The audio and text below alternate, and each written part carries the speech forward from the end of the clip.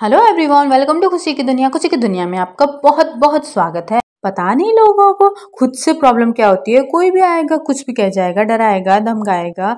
अरे मतलब कोई गलती की है क्या हमने, और की है तो भी ढंग से भी तो बात हो सकती है।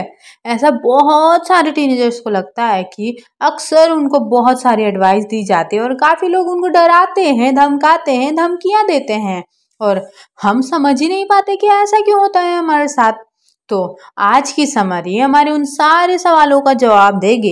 इस समरी में हम टिपिकल टीनेजर्स के दिमाग में क्या चलता है इसके बारे में और भी ज्यादा जानेंगे। अब हो सकता है कि जिन चीजों के बारे में हम परेशान रहते हैं वो दूसरे टीनेजर्स के सामने एकदम कॉमन बात होगी। तो अपनी इंडिविजुअलिटी और अपनी पर्सनालिटी के डीप मीनिंग को हम यहाँ पे जानेंगे और ये डिस्कवर करेंगे कि हम असल में कौन है। ये समरी हमको सेल्फ वर्थ यानी कि खुद की अहमियत यानी सेल्फ लव, खुद के लिए प्यार ढूंढने में मदद करेगी। इस समरी के जरिए हम अपने परिवार दोस्तों को समझ सकते हैं।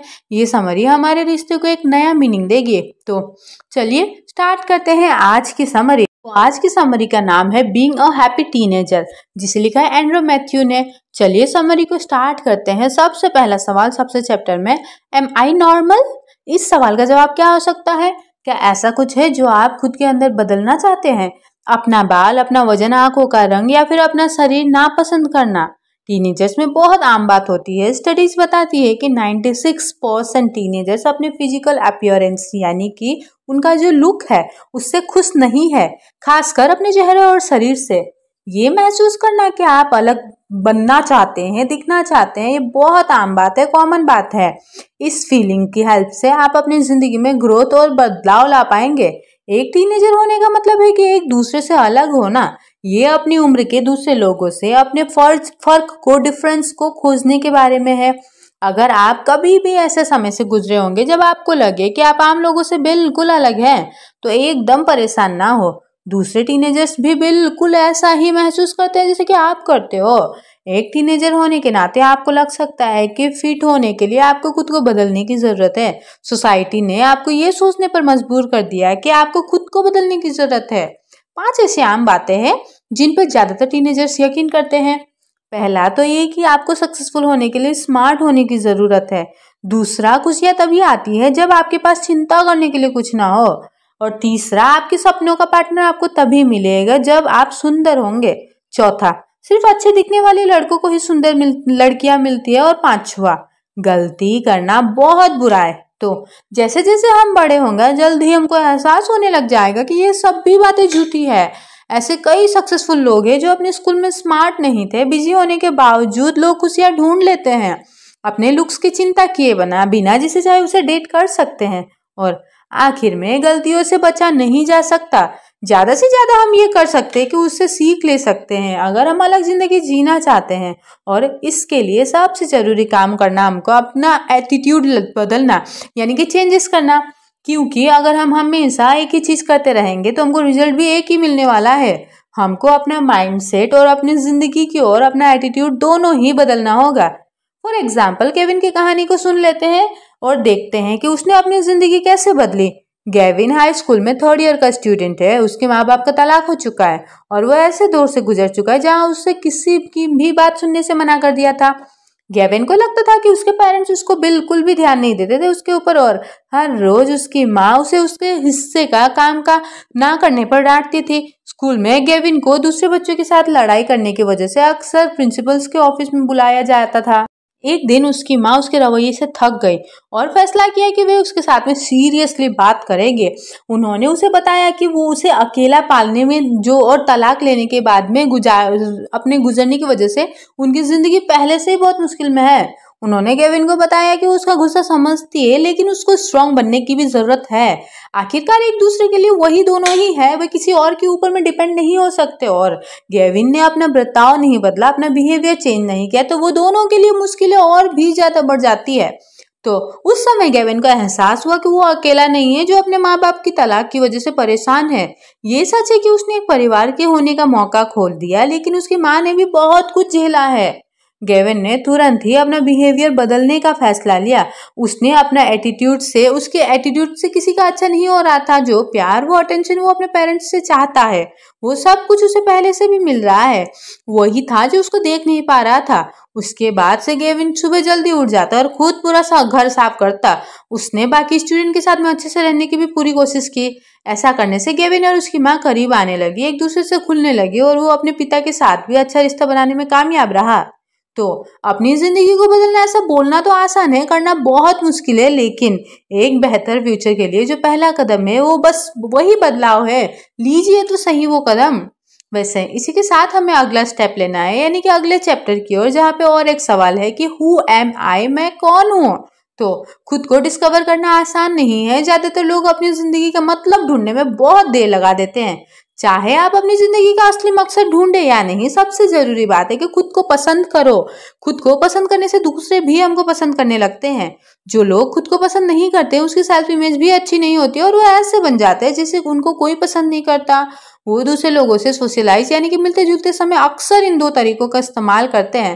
पहला तो है कि जितना हो सके वो दूसरों को क्रिटिसाइज करने की कोशिश करते हैं। ये तरीका उनको दूसरों से बेहतर होने का एहसास देता है। इसीलिए अगली बार जब कोई आपको क्रिटिसाइज करे तो याद रखे कि प्रॉब्लम आप में नहीं है। दूसरा तरीका है खुद को क्रिटिसाइज करना। इन्फीरियर यानी कि खुद को कमतर समझने वाले लोग अक्सर अपनी गलतियां इस उम्मीद से पॉइंट आउट करते हैं कि लोग उनकी तारीफ करें। ये स्ट्रैटेजी उनको कंफर्टेबल दिलाने के लिए, अपने लिए एक अच्छी बात दिलवाने के लिए रिवर्स साइकोलॉजी का इस्तेमाल करते हैं। तो खुद को पसंद करने में खुद को माफ करना भी शामिल होता है। इंसान होने के नाते हम सब गलतियां करते हैं। किसी एक चीज को अगर आप गिल्टी फील कर रहे हो, अपराध बोध फील कर रहे हो, तो इसका मतलब ये नहीं कि आप उसके रिजल्ट पहले ही झेल चुके हैं।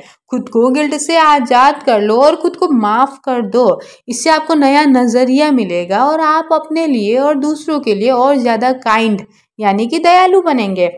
तो आप अपने परफेक्ट ना होने को भी अपनाइए। याद रखिए कि खुद को इम्प्रूव करना है। आप हर चीज में अच्छे नहीं हो सकते हो, इस बात को अच्छे से समझ लो।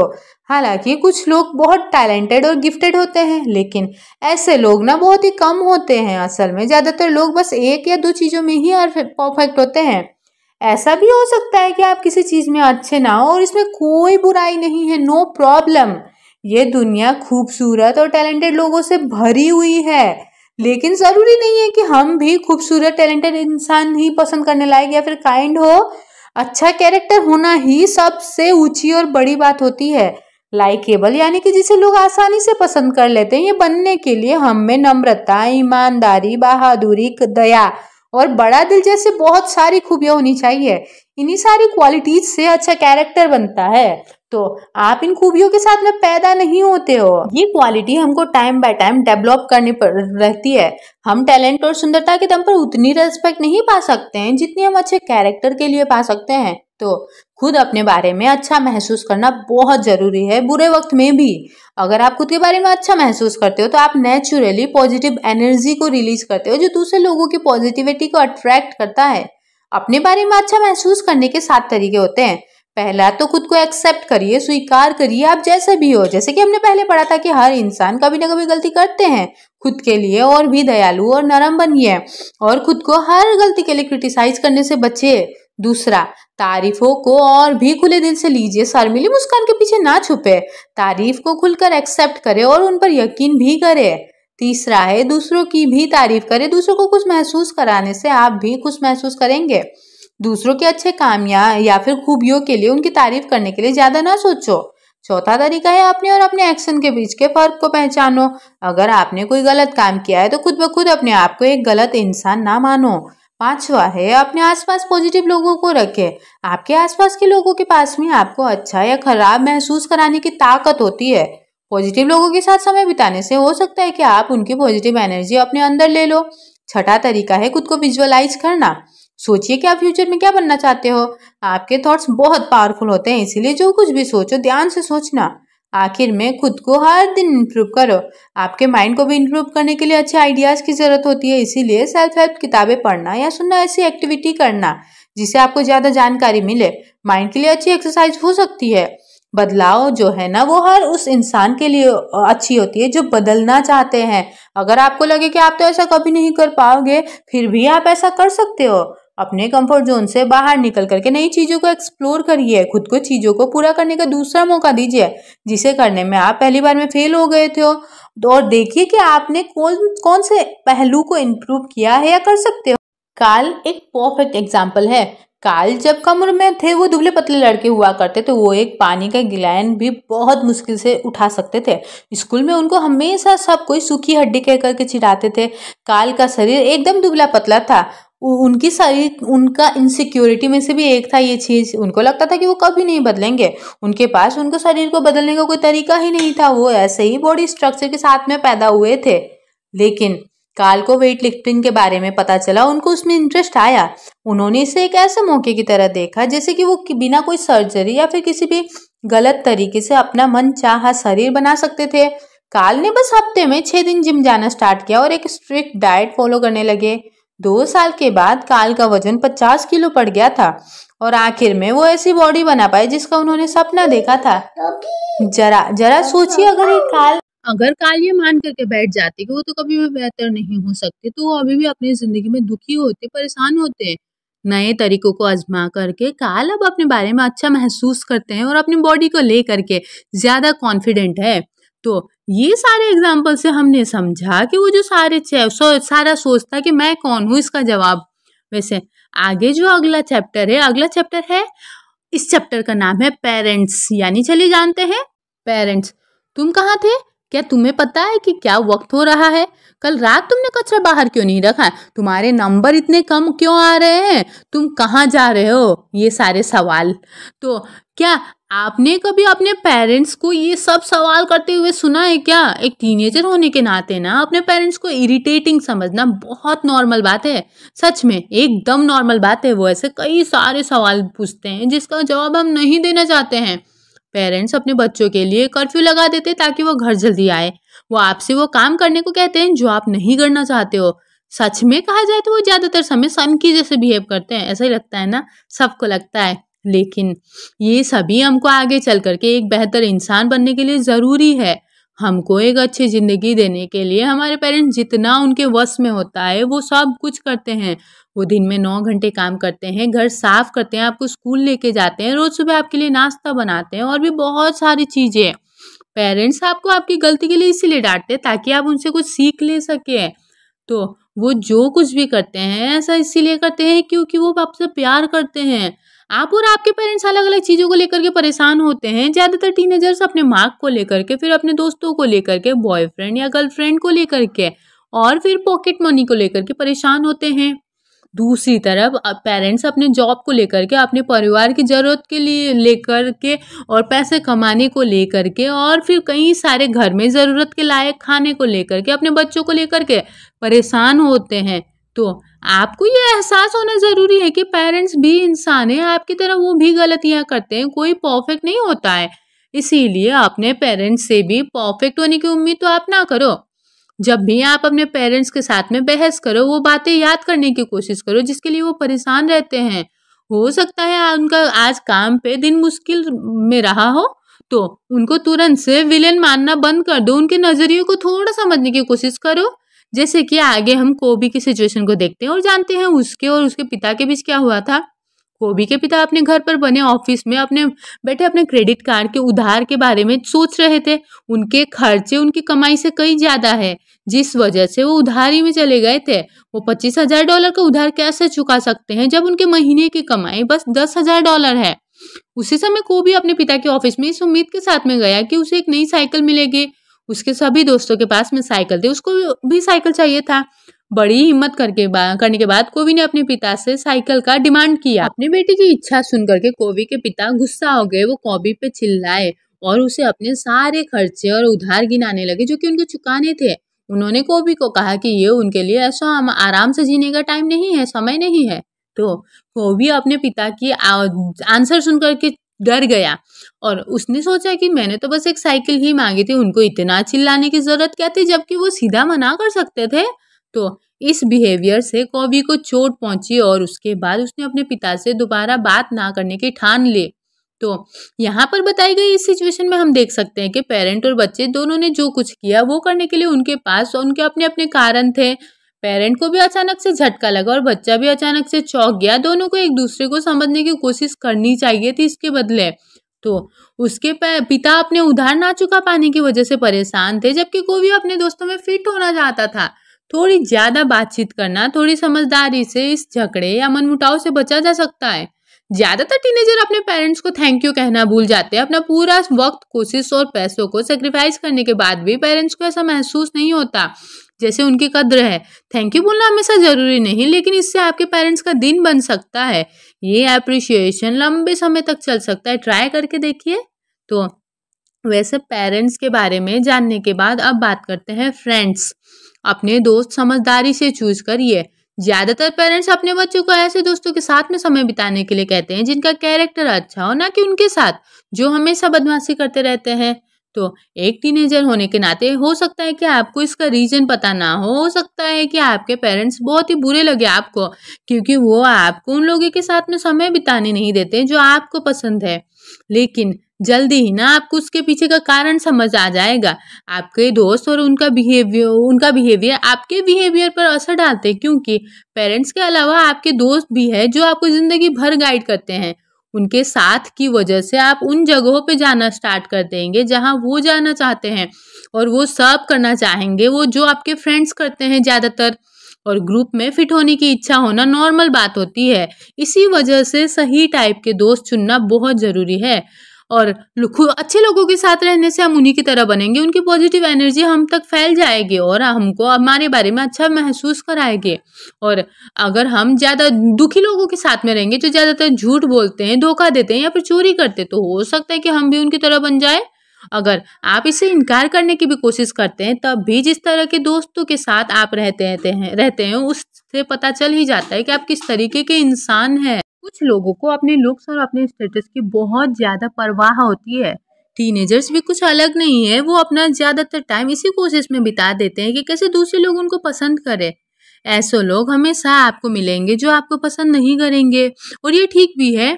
भले ही आप हर किसी को खुश नहीं कर सकते हो, इसीलिए थोड़ा फोकस ना खुद पे करिए। आप जो है वही बने रहिए। किसी से खुद को पसंद करवाने के लिए आपको खुद को बदलने की जरूरत नहीं है। दूसरों के अटेंशन के लिए बेताब मत होइए, अपनी जिंदगी जीते रहिए और दूसरों का इंतजार करना बंद कर दीजिए। कभी भी दूसरों के लिए अपनी जिंदगी को मत रोकिए, क्योंकि इसके बहुत चांस है कि वो कभी आए ही नहीं और आप बेकार में इंतजार करते रह जाए। तो अगर आपके अपने दोस्तों के साथ में लड़ाई हो जाती है तो उनको माफ करने की कोशिश करिए। माफी उनके लिए नहीं है बल्कि आपके खुद के लिए। अपने अंदर गुस्सा रखने से हम और ज्यादा फ्रस्ट्रेटेड होंगे और इससे हमारी जिंदगी में नेगेटिव एनर्जी आएगी।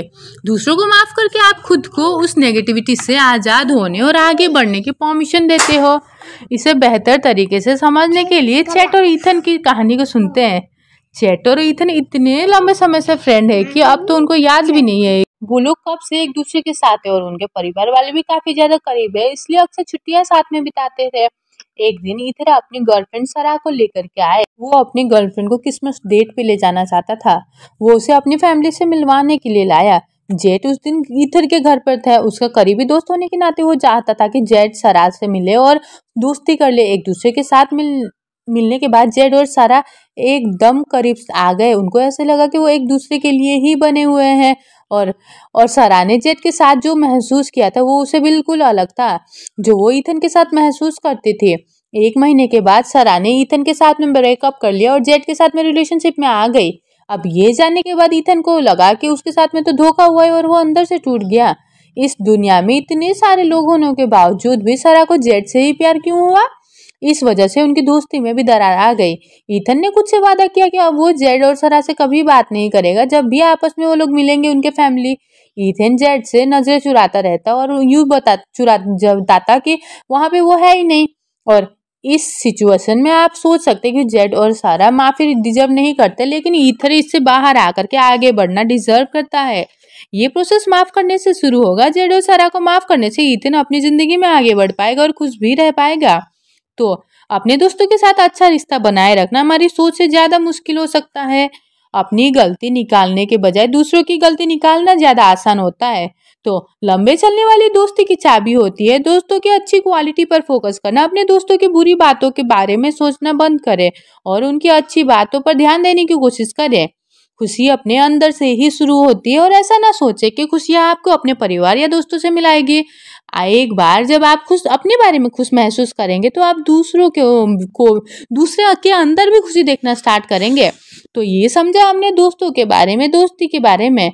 अब बारी आती है स्कूल की। टीनेजर्स में बुलिंग करना सबसे कॉमन परेशानी में से एक है और किसी को बुली करना, उसको डराना, धमकाना, उस पर धौंस जमाना। हर रोज लगभग हजारों बच्चे बुली किए जाते हैं और अगर आप भी उन टीनेजर्स में एक है जो इसका शिकार हो चुके हैं तो खुद को इसका जिम्मेदार ना समझे। ये आपकी गलती नहीं है। स्कूल को बच्चों और टीनेजर्स के लिए एक सेफ जगह होनी चाहिए। ये आपका दूसरा घर होना चाहिए। बुलीज ऐसे जेलस बच्चे होते हैं जो उन बच्चों को टारगेट करते हैं जिनके पास में ऐसी कोई चीज होती है जो उनके पास नहीं होती है, जैसे कि एक खुश परिवार या फिर सबसे अलग होने की हिम्मत। वो अपने अंदर का गुस्सा दूसरों के ऊपर में निकालते हैं।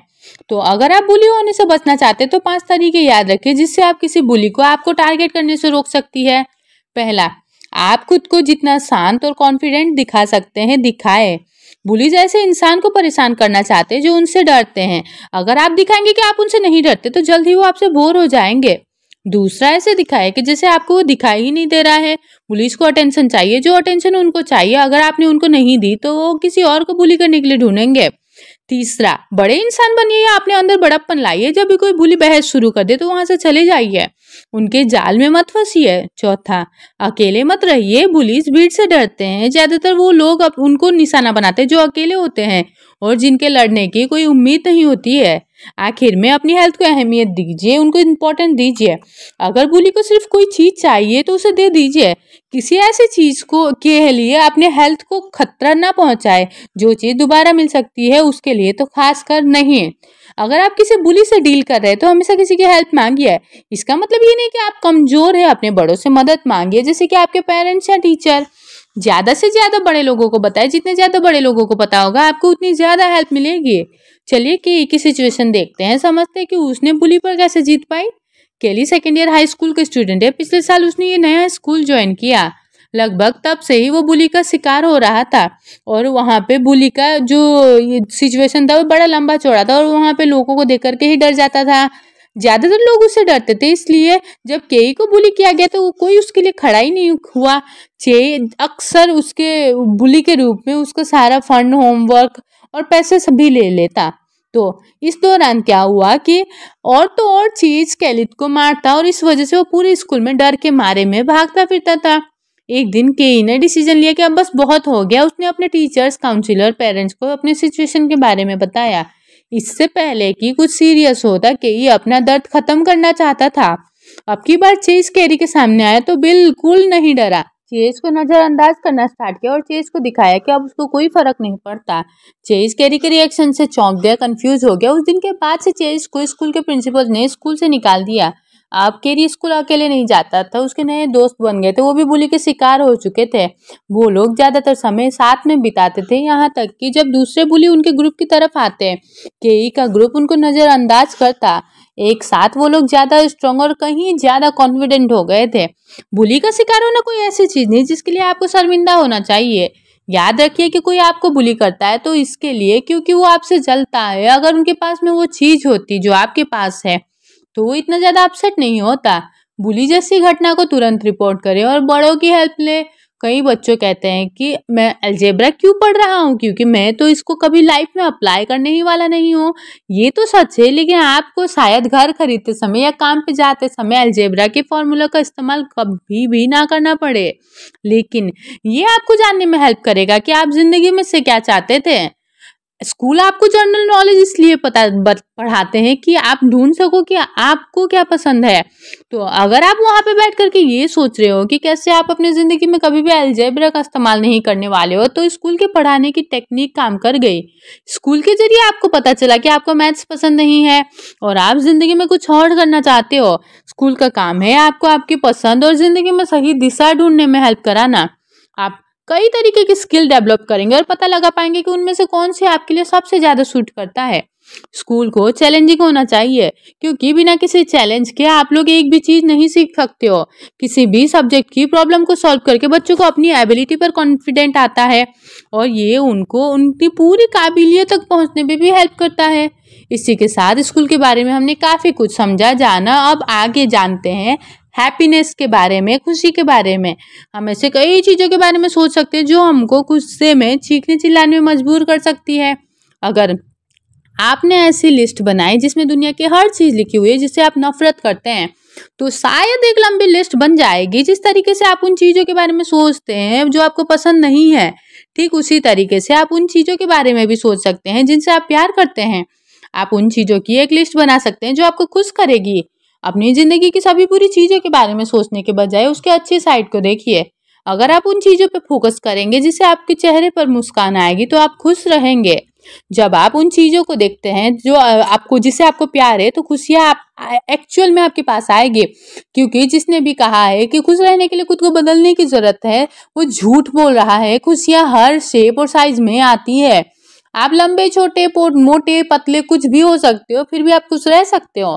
क्योंकि बाहरी सुंदरता पर ध्यान देना बंद करें। खुशियाँ उन्हीं के पास में आती है जो अपने आप को एक्सेप्ट करते हैं। खुद को दूसरे के साथ कंपेयर करने में आप केवल और केवल दुखी ही होंगे। अगर आप दुखी होंगे तो आप दुखी लोगों को अट्रैक्ट करेंगे, और खुश होंगे तो खुशी लोगों को ही अट्रैक्ट करेंगे। और यही काम करने का तरीका है।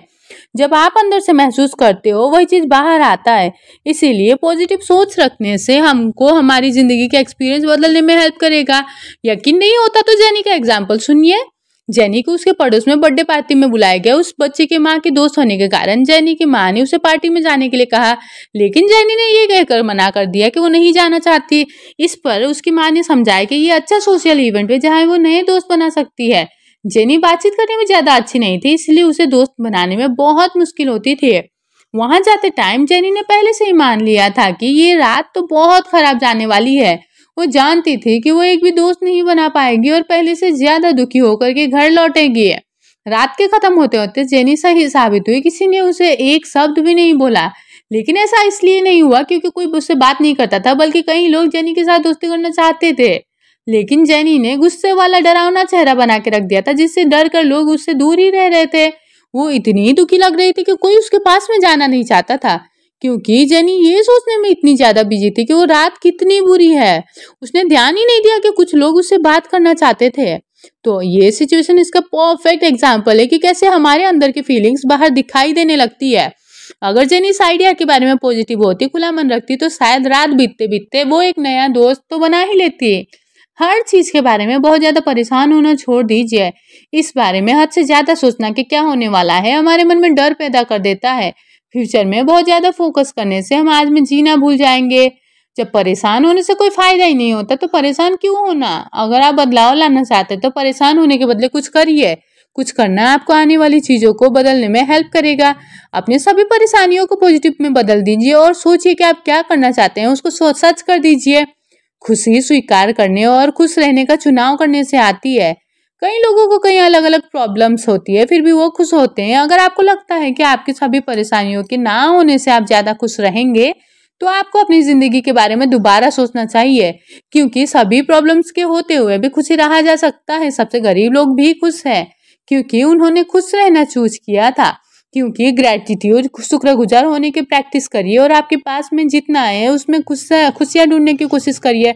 उन चीज़ों को मत खोजिए जो आपके पास में है ही नहीं, और उन चीज़ों के बारे में सोचिए जो आपके पास में है। आपके पास में जो कुछ भी है उसे आप अप्रिशिएट करना सीख जाएंगे तो आप सच्ची खुशी को पा लेंगे। और अब बारी आ गई है कंक्लूजन की, यानी कि मुद्दा मामला ऐसा है कि क्या कुछ हमने समरी से सीखा, हम अपने बारे में क्या चीज़ें हैं जो याद रखनी चाहिए, क्या चीज़ें हैं जो हमको सीखनी चाहिए। एक काम करते हैं, दोहराते हैं। तो मुद्दा मामला ऐसा है कि सबसे पहले तो हमने जाना कि टिपिकल टीनेजर्स होना कैसा होता है। हमारा चेहरा या शरीर बदलने के बारे में सोचना बिल्कुल नॉर्मल है, कॉमन बात है। ज्यादातर टीनेजर का यही मानना होता है कि कुछ का मानना है कि आपको सक्सेसफुल होने के लिए स्मार्ट होने की जरूरत है। सिर्फ सुंदर लड़कियों को ही मनपसंद लड़के मिलते हैं और अच्छे दिखने वाले लोगों को ही अच्छी सुंदर लड़कियां मिलती है। लेकिन अगर आप अपना माइंडसेट बदलना चाहते हैं तो आपका एटीट्यूड बदलने की जरूरत है। दूसरा, इस समरी ने हमको हमारे बारे में गहरी समझ दी। सबसे पहले जो बात हमको जानने की ज़रूरत है वो खुद को पसंद करना। लाइकेबल बनने के लिए आपको ये सोचने की ज़रूरत है कि आप डिज़र्व करते हैं कि लोग आपको पसंद करें। खुद को और ज़्यादा पसंद करने के लिए कुछ तरीके होते हैं, जैसे खुद को एक्सेप्ट करिए, स्वीकार करिए। कोई आपकी तारीफ करे तो उसे खुले दिल से स्वीकार करिए। पॉजिटिव लोगों के साथ रहिए और खुद को हर दिन इम्प्रूव करते रहे। आप अपने पेरेंट्स के नज़रिए से ज़िंदगी को समझते हैं। कभी कभी वो सन की तरह बर्ताव करते हैं क्योंकि वो आपको परवाह करते हैं, क्योंकि वो सिर्फ आपका भला चाहते हैं। इसीलिए जो उनकी जानकारी में जो सबसे अच्छा तरीका होता है वो उसी से गाइड करने की कोशिश करते हैं। टीनेजर्स और पेरेंट्स अलग अलग चीज़ों को लेकर के परेशान होते हैं, इसीलिए एक दूसरे को समझने की ज़रूरत है। कभी कभी अपने पेरेंट्स को थैंक यू बोल करके उनको जताइए कि उनका अपने लाइफ में कितनी कद्र है, कितनी ज़रूरत है, कितनी जगह है। चौथा है कि हमने सही दोस्त को सेलेक्ट करने के बारे में सीखा। हमारे आसपास के माहौल हमारे बिहेवियर पर असर डालते हैं। उन लोगों को अपने आसपास रखिए जो आप पर अच्छा असर डालते हैं। खुद पर फोकस करिए और दूसरे लोगों को खुद पर फोकस करने के लिए दबाव मत डालिए। दूसरे लोगों को माफ करना सीखिए, उनके लिए नहीं बल्कि खुद की मन की शांति के लिए। पांचवा, इस समरी ने हमको हमारे स्कूल के माहौल के बेहतर समझने के बारे में बताया। चाहे कहीं पे भी आप जाओ, आपकी ज़िंदगी में बुली करने वाले लोग हमेशा रहेंगे, क्योंकि ये सीखना ज़रूरी है उनको कैसे अपना शांत और कॉन्फिडेंट रूप दिखाए। जब भी वो लड़ाई करे उन्हें नज़रअंदाज करे और उनको बेहतर इंसान बन के दिखाए। स्कूल हमको ये सिखाता है कि हम जिंदगी से क्या चाहिए। हो सकता है आपको मैथ्स पसंद ना हो, लेकिन आप स्पोर्ट्स या आर्ट्स में बहुत अच्छे हो सकते हो। छठा, ऑथर ने हमको यहाँ पे हैप्पीनेस यानी कि खुशी शब्द का नया मतलब सिखाया। हैप्पीनेस यानी कि खुशी अच्छी चीज़ों पर फोकस करने से आती है, ना कि बुरी चीज़ों से। खुद को दूसरों से कंपेयर करना, फ्यूचर के बारे में परेशान होना बंद कर दे, क्योंकि खुशी अपने अंदर से शुरू होती है। ये ऐसी चॉइस है जो आपको रोज शुरू करनी चाहिए। आपके पास जो है उसमें खुश रहना सीखिए और हर चीज़ के लिए शुक्रिया अदा करें। आपके सक्सेस और खुशियाँ सब आपसे ही आती है, क्योंकि इंतजार मत करिए कोई और आके आपके लिए काम करेगा, क्योंकि कोई भी ऐसा नहीं करने वाला। और अपनी लाइफ का कंट्रोल अपने हाथ में लीजिए, क्योंकि आप जैसा इंसान बनना चाहते थे वो आप ही बन सकते हैं अपने मेहनत से। कोई भी कामयाब इंसान एक दिन में नहीं कामयाब हुआ था, वो धीरे धीरे लगातार काम करते हुए, मेहनत करते हुए टॉप पे पहुंचा था। हर दिन अपने गोल के लिए काम करना, सही दिशा की ओर एक और कदम बढ़ाना होता है।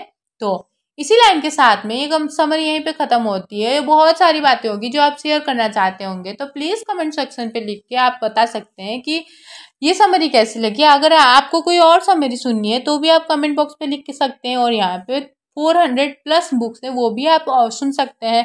तो thank you for listening this audio. Thank you so much.